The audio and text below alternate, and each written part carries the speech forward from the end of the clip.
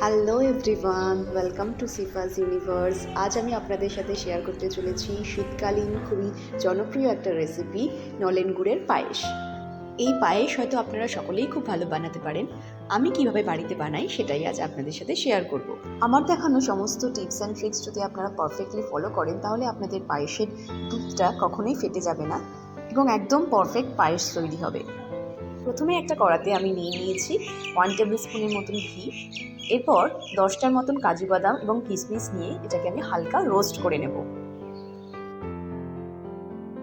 এখন এই কাজু বাদাম আর কিশমিশটা একটা আলাদা পাত্রে তুলে নিয়ে আমি এর মধ্যে অ্যাড করে নিচ্ছি 1 লিটারের মতন ফুল ফ্যাট মিল্ক। আপনারা চাইলে এর জায়গায় টোন মিল্কও ব্যবহার করতে পারেন। দুধটা দেওয়ার পর গ্যাসের ফ্লেমটা প্রথমে হাই করে দেব। দুধটা যখন ফুটে আসবে তখন গ্যাসের ফ্লেমটা লো টু মিডিয়ামে রেখে আরও কিছুক্ষণ দুধটাকে ফুটিয়ে নিয়ে গাঢ় করে নেব। দিয়ে দিচ্ছি একটা তেজপাতা আর 3টে এলাচ।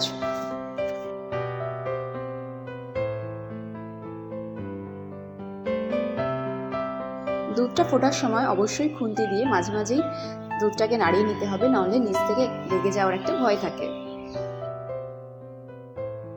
ফুটতে ফুটতে দুধটা যখন প্রায় 60 to 70% মতন হয়ে আসবে তখন আমি এখানে পায়েসের চালটা অ্যাড করব। নিয়ে নিয়েছি 50 গ্রাম বা 2 মুঠো পরিমাণ গোবিন্দভোগ চাল। চালটাকে আমি জল দিয়ে 2-3 বার করে ধুয়ে নিয়েছি। এখন 1 টেবিল স্পুন ঘি নিয়ে চালটার সাথে আমি ভালো করে মাখিয়ে নেব। এদিকে দুধটা অনেকটাই গাঢ় হয়ে গেছে। এই পর্যায়ে আমি দিয়ে দিচ্ছি পায়েসের চালটা। দুধের মধ্যে চালটা দেওয়ার পর অবশ্যই খুন্তি দিয়ে ভালো করে নাড়িয়ে নেবেন, না হলে চালগুলো অনেক সময় ডেলা ডেলা হয়ে থাকে। আমি এখানে আজ খেজুরের গুড় দিয়ে পায়েসটা করব। আমি এখানে যে গুড়টা দিয়ে পায়েসটা আজ করছি সেটা খুবই ভালো মানের গুড়। গুড়টা যত নরম হবে ততটাই টেস্টি হয়। এটাই হলো গুড়টা চেনার আসল নিয়ম। পায়েসটা বানানোর জন্য আমি এখানে 250 গ্রামের মতন গুড় নিয়েছি। আপনারা গুড়, বাতাসা, মিছরি যেটা দিয়েই করবেন অবশ্যই সেটা 250 গ্রাম নেবেন। 1 লিটার দুধের জন্য 50 গ্রাম চাল আর 250 গ্রাম গুড় বা চিনির প্রয়োজন হয়।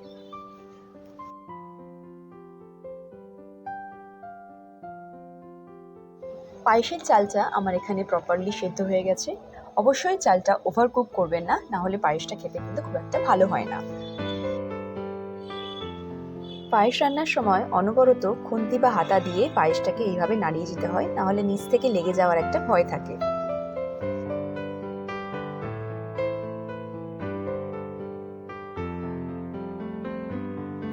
এরপর আমি এখানে অ্যাড করে নিচ্ছি খেজুরের গুড়টা।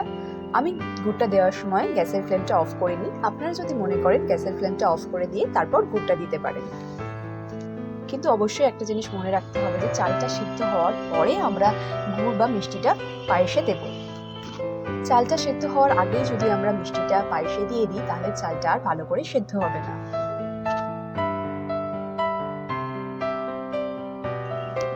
দিয়ে দিচ্ছি 1 পিঞ্চের মতো নুন। যে কোনো মিষ্টি জিনিস রান্না করার সময় একটু সামান্য পরিমাণ নুনের ব্যবহার করতে হয়। গুড়টা দেওয়ার পর আরও 3 থেকে 4 মিনিটের মতন আমি পায়েসটাকে লো ফ্লেমে ফুটিয়ে নেব। পায়েসটা আমার এখানে একদম প্রপারলি রেডি হয়ে গেছে এবং পায়েসের কনসিস্টেন্সিটা একদম প্রপার এসেছে। ঠিক এই পর্যায়ে গ্যাসের ফ্লেমটাও আমি অফ করে দিচ্ছি আর রোস্ট করে রাখা কাজু বাদাম এবং কিশমিশটা দিয়ে দেব। কাজু বাদাম আর কিশমিশটা একেবারে লাস্টে আমরা পায়েসের মধ্যে ইনক্লুড করব। এটা দেওয়ার পর আর পায়েসটাকে ফোটানোর কোনো দরকার নেই। শীতকালীন স্পেশাল নলেন গুড়ের পায়েস আমাদের এখানে একদম রেডি হয়ে গেছে। এমনিতে বাড়িতে আমরা যে কোনো অনুষ্ঠানেই যে কোনো সময় পায়েস বানিয়ে থাকি, কিন্তু শীতকালের এই নলেন গুড় দিয়ে তৈরি করা পায়েস সত্যিই মুখে লেগে থাকে। বন্ধুরা, আজকের মতন এখানেই শেষ করছি। দেখা হবে অন্য আরেকদিন অন্য আরেক রেসিপি নিয়ে। ভিডিওটা যদি তোমাদের ভালো লেগে থাকে তাহলে প্লিজ একটা লাইক, শেয়ার অ্যান্ড সাবস্ক্রাইব করে দিও। And don't forget to spread love and happiness. Thank you.